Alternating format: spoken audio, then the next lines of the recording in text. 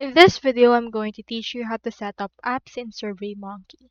First thing you need to do is to head over to their website, which is surveymonkey.com, and click on this Get Started for Free or Sign Up for Free option right here in order to successfully sign up. On my case, I have clicked on it and you'll be prompted to log in or sign up in here under the actual Surveymonkey option. So on my case, let me head over and then just sign up using my Google account. Make sure to agree to their terms and condition, and after that, click on Next. After this, you'll be prompted or you'll be redirected to the actual SurveyMonkey dashboard.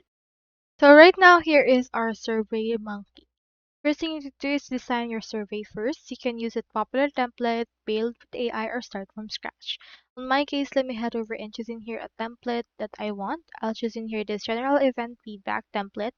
And then after you have done that, you can just proceed to design your survey. And in here, you should be able to see all of the things that you can actually use with this case.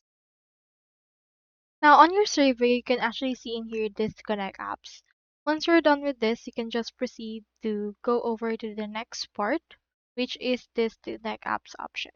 Click on that right there.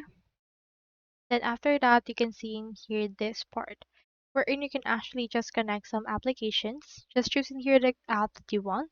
We have in here Google Sheets, Excel, Teams, Slack, and also a lot more options right there. So on this case, let's head over and connect in here our actual Google Sheets.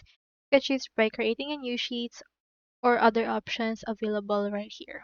On my case, I'll just choose this, create new sheets, input right here the name of that. And after this, make sure to head over and click on the disactivate option. You can also include survey data option right here if you would want to as well. So head over and then just choose which one you want to actually utilize. So that's how you set up apps in SurveyMonkey. Hope we helped.